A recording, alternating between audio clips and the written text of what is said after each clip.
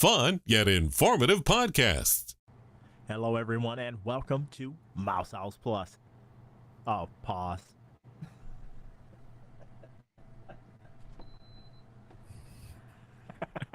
YouTubers, you Okay, gotta love it. You gotta Hold love on. this. AC unit was still on. YouTubers, I'm so sorry. What was our hand signal for distortion? Okay, well, so far, hey Hank, right now you're this. I'm all blurry. You were for now. You cleared up. Okay. All right, let's. So sorry, YouTubers. Jesus, Let's I try can't it believe you're gonna again. make me do that. No, just put your hand up or something. Just be like that. Teacher, All right. teacher. Hello, everyone, and welcome to Mouse House Plus, episode 58. I'm Hank, And I'm John. and we're your hosts. We're covering every episode of Miss Marvel on Disney Plus. Oh, riveting. All right, John, are you ready to just dive right into this episode? Yes. It was episode 4, titled Seeing Red.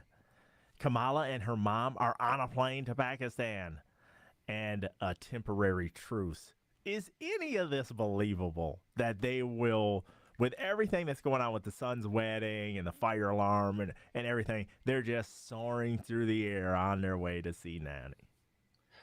I mean, according to the comic books, because this entire little part is from the comic books, so I'm gonna say yes. But you know what? A lot of these times, whenever like a grandparent were to throw out, being like, I need you to come here, typically in that household, it clearly looks like everyone's just gonna drop what they're doing. We got to go. So, I mean, I kind of can. I don't know if it's going to be instantaneous. I think that a couple weeks may have passed. Clearly, but when you're watching the show, it never seems that way. It seems exactly what you just said. They got a phone call. You guys got to come here. Next day, we're heading out. Yes, it was really jolting, and I was like, okay, maybe we'll suspend disbelief. Now, is Kamala texting her brother? Is that who she's trying to apologize to? That's who I assumed it was. I believe no, because whenever they had the recap there at the beginning, it's her friend. Not Bruno, but the other one, because she's still apologizing to her because she's mad that she kept a secret from her. Nakia or whatever. Okay, goodness. Did you just say Nikia? Nakia. Okay, That's sorry. For a second there, I thought you said Nokia or not. It might be. Like, what? Okay. She wasn't getting good reception. I know that much. Ba-dum-bum. Darn it, give me some more. I got a new board, so it's like, there we go. Hard to hit. I should have my own little board here just to catch you. No, never. It'd just be a battle of sound effects. All right. Which could still make for an interesting podcast. Kamala's cousins greet them at the airport. Then Nani is there. And I was like, that is cool that they introduced the cousins that we've never heard about. Yeah, you're right. But this gives us the ability to have a landed person there. So it's not like the grandmother trying to explain where everything is. Yeah. But I like the fact that here you are in Pakistan and your cousins clearly don't look like they belong there the slightest bit. So I let you say that one because I was thinking it. Keep your body inside the vehicle at all times. That's what I grew up hearing. What about you? I mean, if you want to lose a head, that you can lose a head, but that's you're right. But you know what? A lot of this is believable. Like you're in a country where people are kind of just running around doing like whatever in the roads. So yeah, she's climbing out. She wanted to look around, not noticing the motorcycle that's right, coming up. So, and that's what I like about the show is you get that response from her, showing that she was just like, oh crap, that was really close, and then she's just kind of smiling, being like, yeah, that just happened. I'm almost surprised that the bangle didn't do something. She go like this and then like rip a hole through the ceiling of the car. Yep, I could see that. Protected. That'd be great. Magnum the dog is there. Is he from the comics, John? I do not know that. Okay, I was just curious if he was somebody of major importance. He was What? sure cute. I can look him up while you're continuing. Okay. And Nanny's house, is it just me or was that gigantic? Yeah, that was a nice house. Oh, But it might have been gigantic, but you heard them how basically it seemed like the is it better? Yep. Is it okay? So it seems as though they always had a big house. It's just that she wasn't taking care of it. Yeah, it looked But- kind of dusty, but I can barely take care of a 2-bedroom, let alone if I had a big place like that. That'd be hard. Yeah, I mean, but they can afford a gate person. Yeah, that's true. Now, we see a drawing picture of Aisha. Is that who that was? Yes. And No, wait. No, that was the grand. That was that was that was Aisha. Never mind. Sorry, that was. I'm thinking about the rest of the pictures. Okay.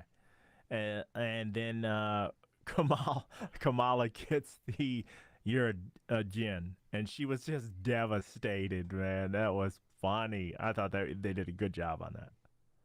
I mean, it's like, how can you be so like calm about that? You know, I was like, yeah, how can you be so calm? She's like, that's what I was told. Now Nanny tells the Trail of Stars story, and she needs to unravel the story, and she needed to be there in order to do it. You know, Kamala anyway. And Yep. I like that story that they, we've heard it before, but I like her account of it, and that she wants Kamala to just kind of, she's going to give her the space that it doesn't seem like Kamala's mom would really give her. Yeah. And I agree with that. And it's basically covering for her because she knows that Kamala needs to figure this out for herself, especially because she believes in the power of the bracelet as well. But clearly they're trying to keep it on the DL away from mom. So. And then Kamala is dreaming until her cousins show up and mock her napping pillow. John, do you have a napping pillow at home? No, but there's nothing wrong with that mapping pillow. You got the probably a transformer, I would assume. No, well, I mean, I can go up into my son's room and then you can see the gigantic mountain of sloths he has up there. In fact, the full size body sloth. So yes, I have no problem with that. What about a flying teddy bear? Well, I mean, is it flying or does it have wings? Tomato. No. Well, no, because I mean, if it's flying, then no, I don't want it in the house. It might poop on things. But if it's just got wings on it, then it's a little more controllable. Oh man, they get stuck outside due to Kamala's genes. How would they not know that? How would her mom not know to tell her to pack blank, blank, and blank? You know what? I actually didn't understand the gene part there. But it also goes along with that, reason why she's hot. But I know that also is because of the spicy food that she's eating, and she's just not used to it. But you're right. I don't know how they got that wrong. I mean, maybe she wore jeans like on the flight there, and she still just put them back on, and she got other things. Maybe she doesn't even have any. No, she has to have some dresses. Yeah, I don't know. I got nothing, man. I don't know. Okay, I just thought it was weird because they've already kind of shown us that even in America, she's more of a fringe part of their culture. I mean, how do we know that her mom didn't tell her that and she just packed them anyway? Yeah. Because, I mean, that's like every child. You know what? That would be on brand for her. No, good one. I'll give you that one. All right, Kamala gets a tour around the city, and then Kamala ditches the cousins to go to the train station. Believable that she gets away on her own, John? Yeah, looking at her cousins in general and how like they're basically glued to their phones, I can believe it. And when that guy gives her the NASCAR directions, you're going to make a left, then you're going to make another left, then you're going to make another. I was like, and then you're gonna hold on, and then you're gonna make a slight right. He did say a slight right, but if he wouldn't have said a slight right, I'm like, you'll be right there, and he'll take another picture of you and sell it to you again. And don't forget about the donkey cart. Oh, this is true. Donkey carts Yeah. rock.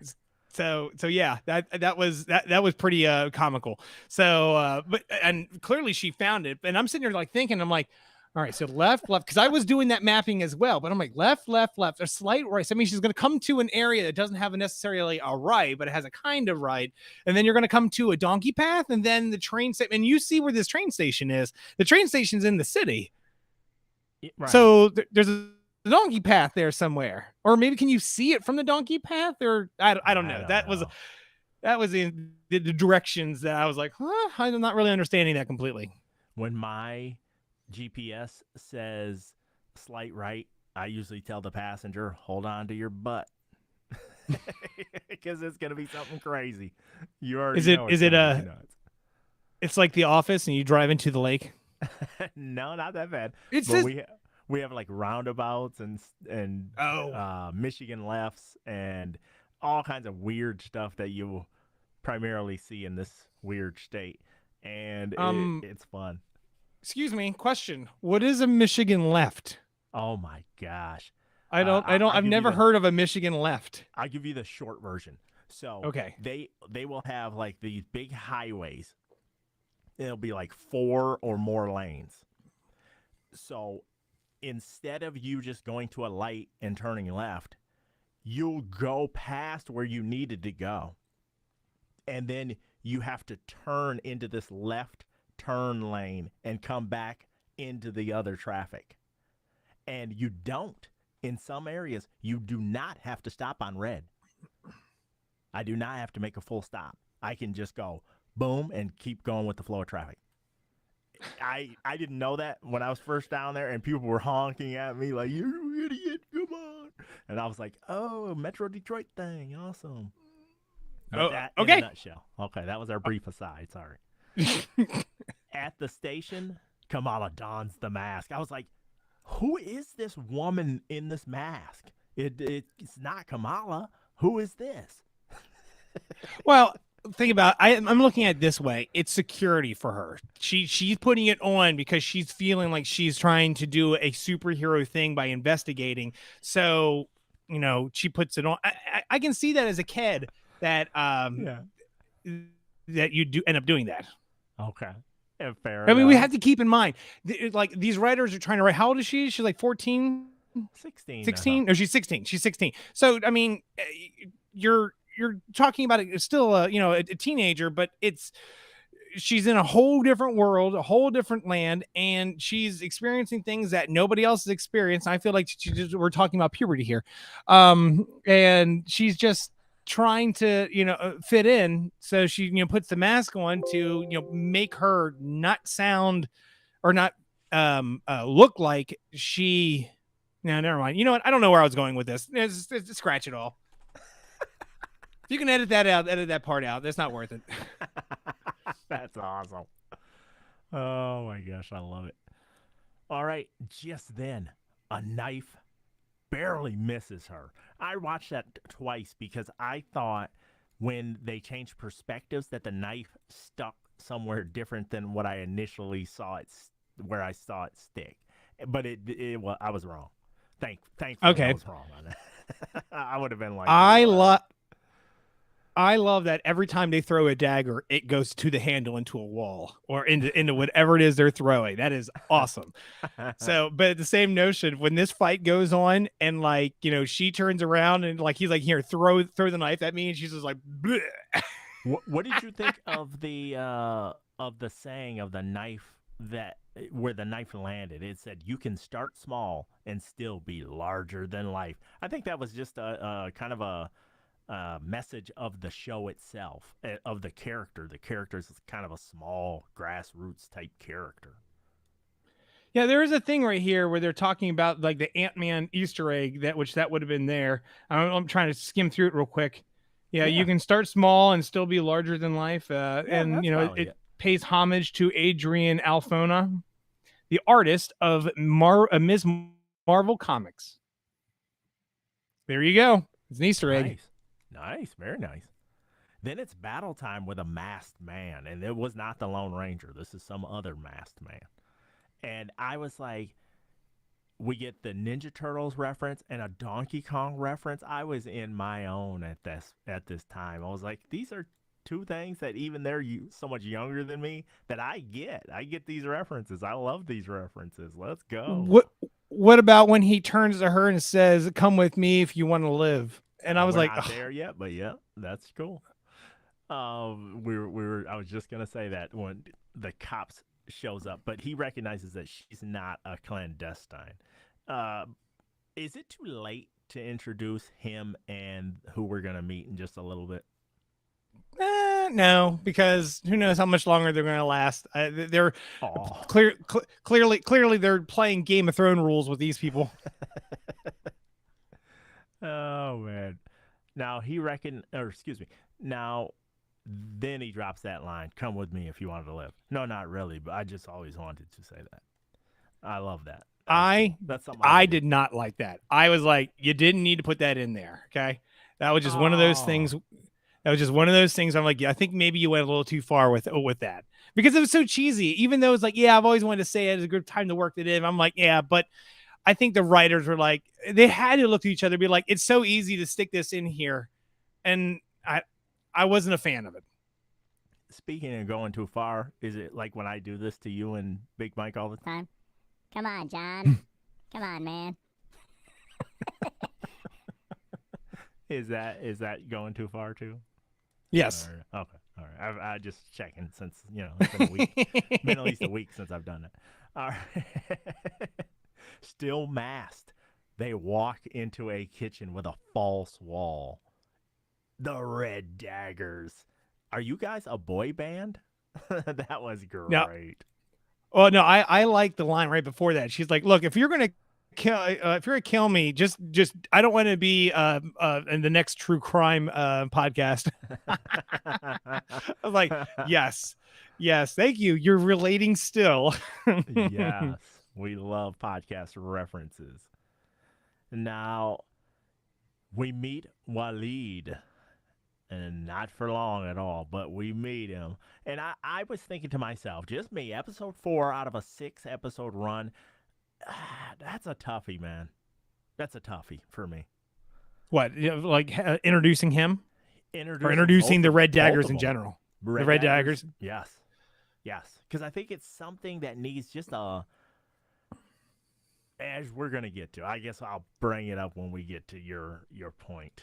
Well, I mean, and let's first start off about the Batcave that they're currently in, because like, what is this place? What was that? I said, what is this place? I don't know. I think it's their secret hideout. You think? And by the way, for a large organization, it seems to be pretty skimpy for just two, only having 2 people there. Pretty big place. You think there'd be a few more people walking around. Right. And a lot more, people training or getting ready or doing something. Yes. Yeah, I agree. Now, he shows Kamala a map with another realm, and they could detect the newer energy source of that realm. So if they remove the veil between them, poof, no more our reality. It'll be all of that other reality. What did you think of that? I'm sitting there looking at it. I'm like, okay, but how is this really connecting? I had my issues with this, and then the next scene rolling up. I'm looking at it, I'm like, okay, so we're basically still going along with the Thor from the dark world, or dark, is it Dark World? Yeah. And then they basically turn around and say there's another realm. The Nor realm dimension does not exist, but we do see in Doctor Strange how they say that there's infinite dimensions that they go through, like the mirror dimension and blah blah blah blah. Right. But and so this can exist because of that. Now, then we see the next scene, and I'll let you continue. So I don't want to ruin it for you. All I was gonna say next, though, before we go to the prison, is what you seek is seeking you. What did you make of that? I make that Kamala is us, because as all of us are hearing this, she turns around and was like, so is that like some kind of premonition? And I was like, yeah, thank you for pointing out the obvious. So, and that's in the end, that's what I have decided. She not as a fangirl in real life and in this show, and she likes to point out weird things that that we would question, and so she questions it for us in the show, and I love it. What does it mean? No clue. But hold on, in that case, I need to back step up because this. What about the weird cube that comes out of the floor with the sand in it and showing all that stuff? I'm like, okay, what is that? Why are you not explaining any of whatever this thing is? And then on top of that, they're talking about like if they break down the wall of the Nord, then it will take over. I'm like, okay, but what about the other direction? Why is it automatically going to destroy the our realm? Why doesn't it go the other way and destroy their realm? So that's what I mean. Are they trying to say that the Nor realm or dimension is more powerful, and so it would do that? So I didn't understand that part that they're talking about. Okay.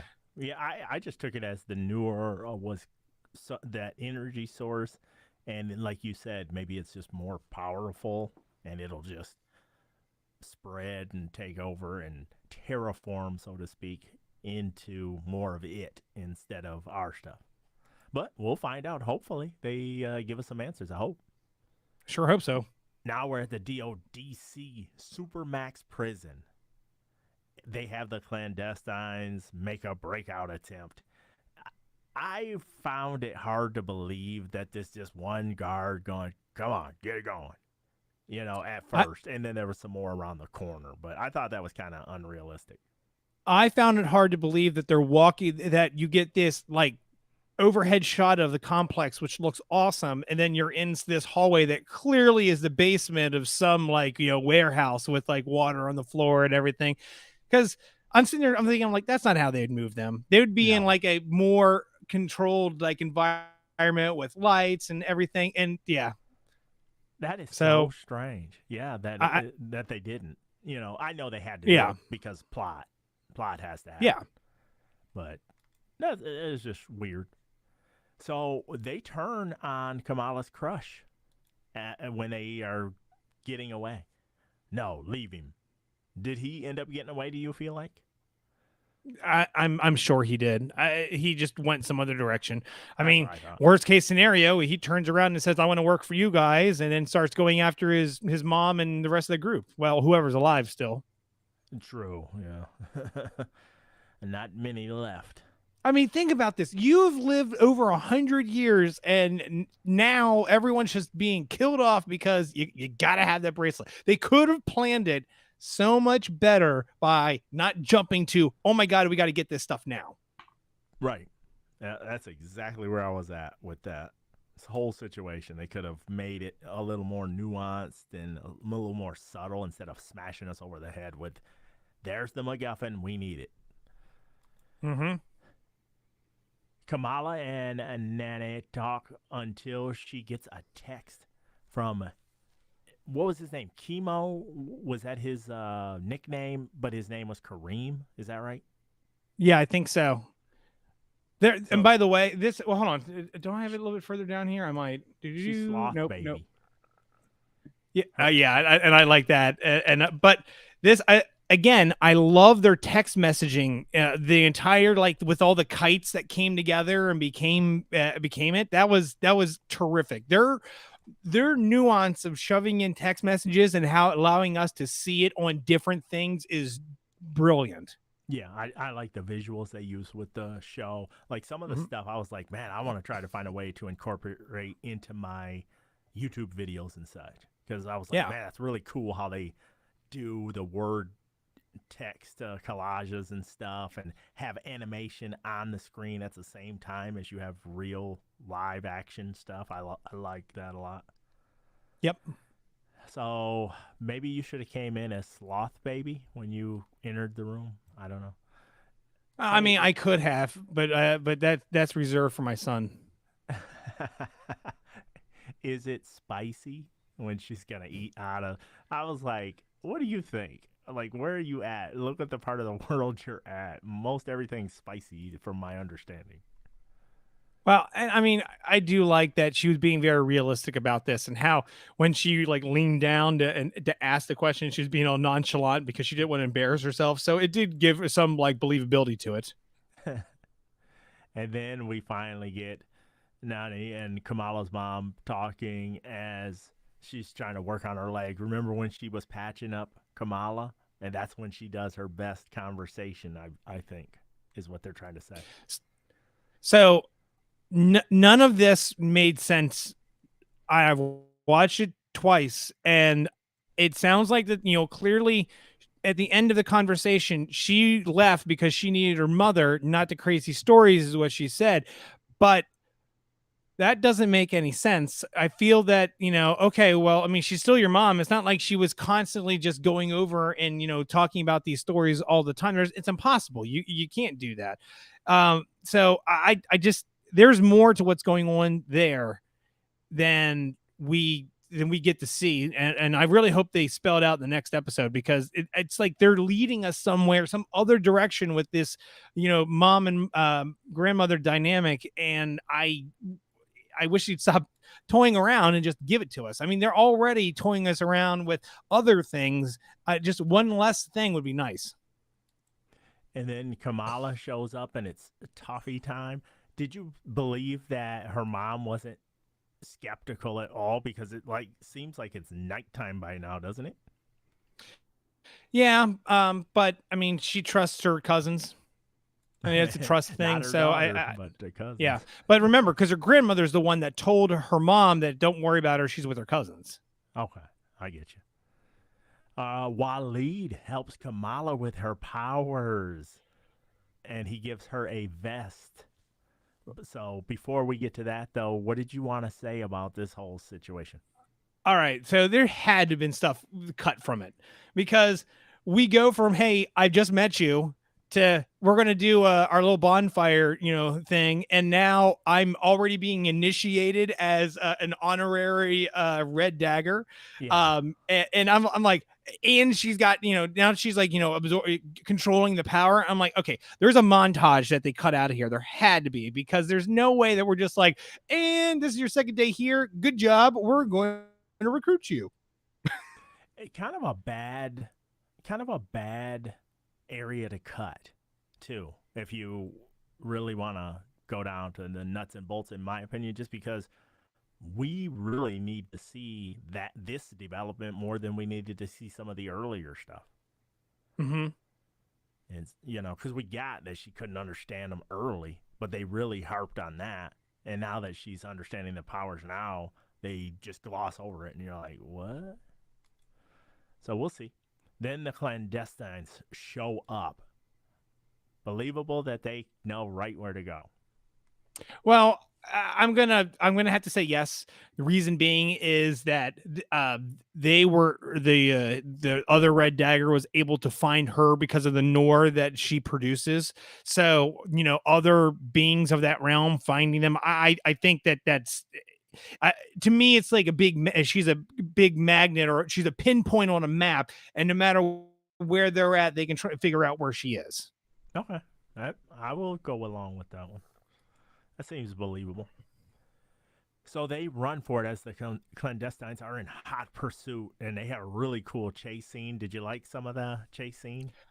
I did, and I really like the fact that they didn't give me a stereotypical, driving down the road and I'm breaking through the glass and I'm breaking through the person that's carrying or has the food cart out in the middle. Stand. No, it was like screw these businesses on the side, screw that car. We're just gonna rip through everything. So I was like, thank you for making this a lot more believable and not so flashy, but when they disconnect the motorcycle and he's like, and it's still going on the front wheel, I'm like, well, that's not how that works.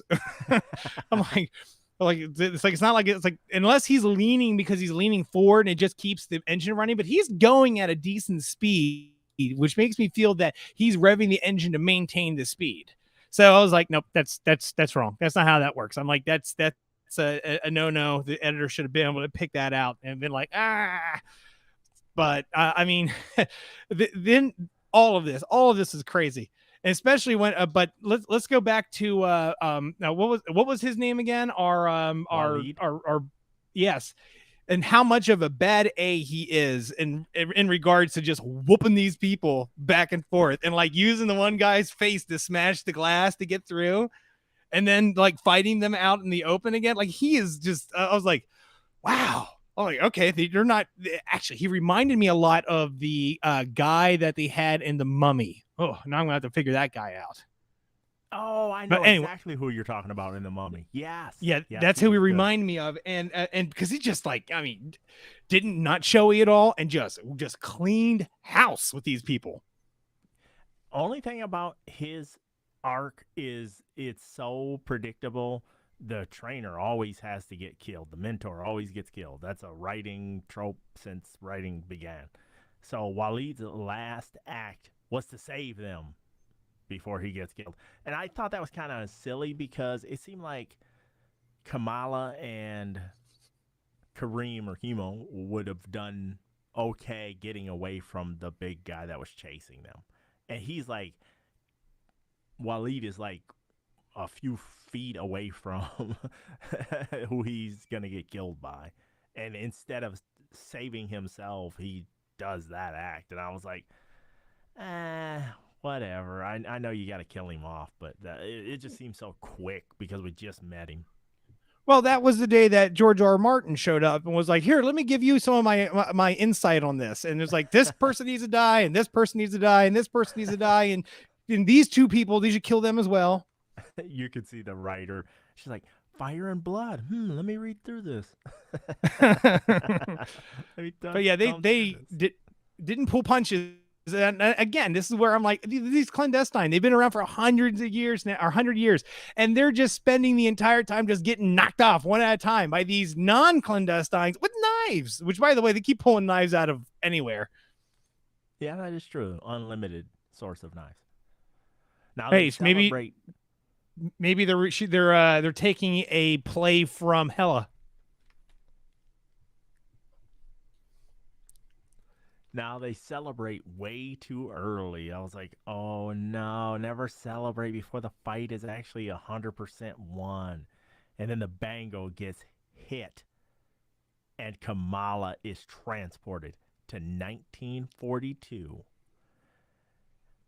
Oh my goodness. But one of the things I thought was odd is obviously she's in pants. And if it's a big deal in modern day, wouldn't people, even in a situation that dire, wouldn't they be like, who is that? And why are they looking like that?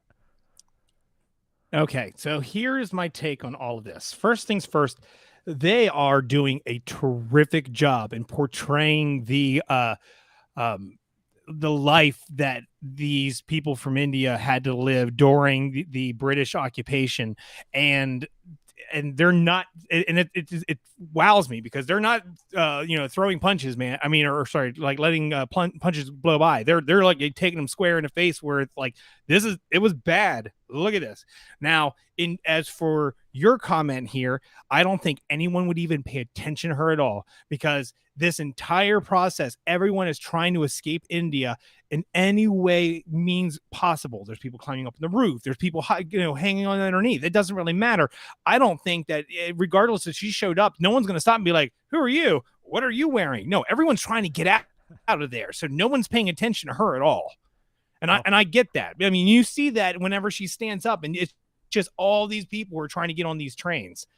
So, it's like that Old West picture where they say, man, look at this guy. He's got a cell phone.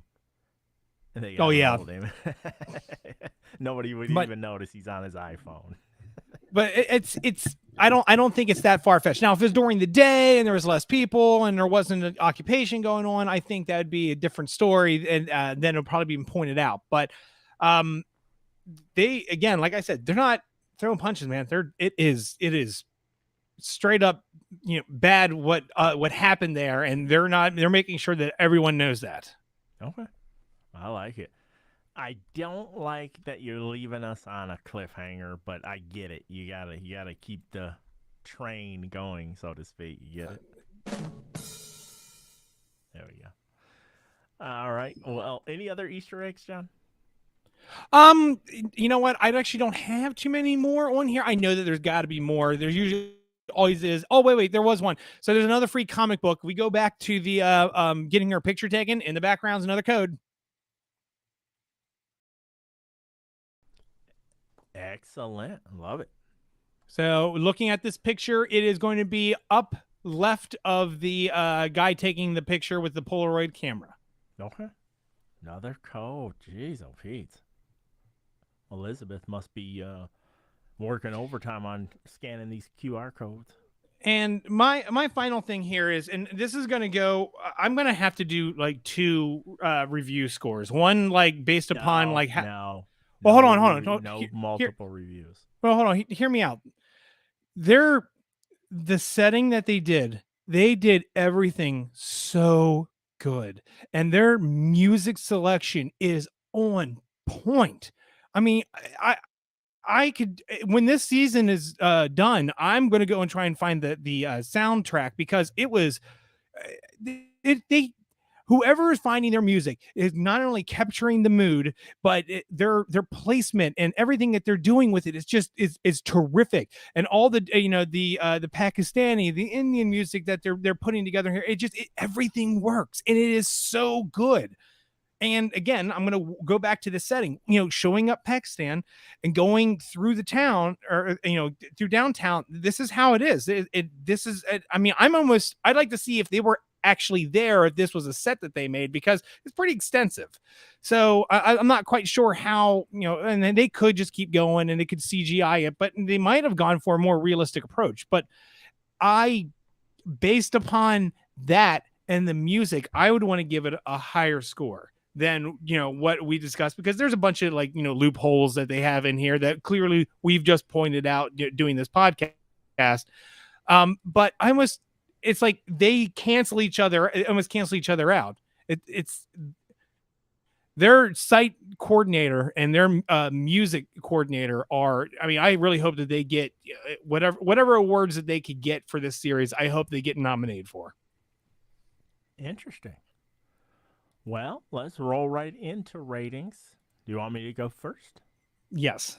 I thought it was a solid episode. I think they did a really good job of, once again, the family dynamic, whether it's cousins, whether it's grandma and mom, whether it's grandma and Kamala, whoever is in the mix, they do a good job of making them have impactful interactions.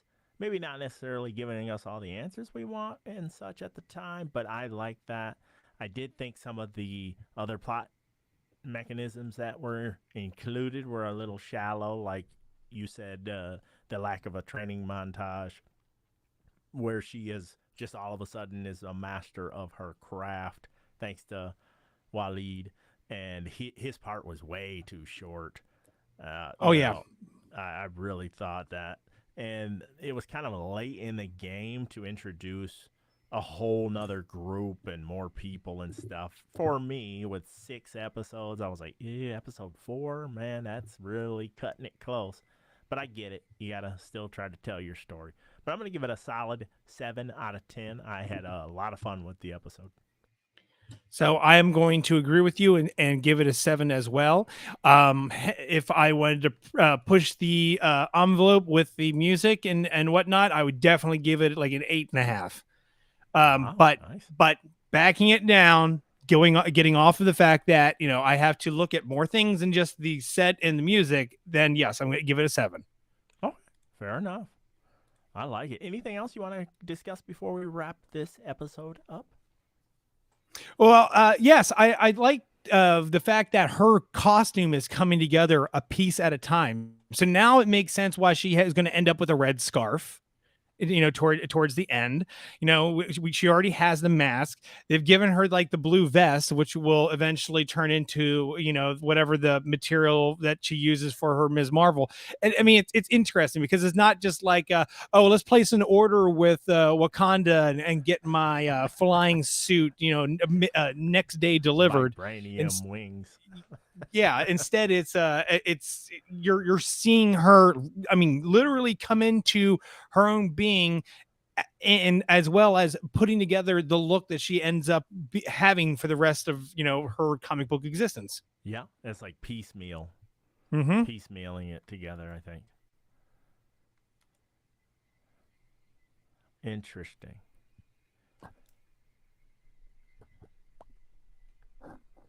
All right, anything else?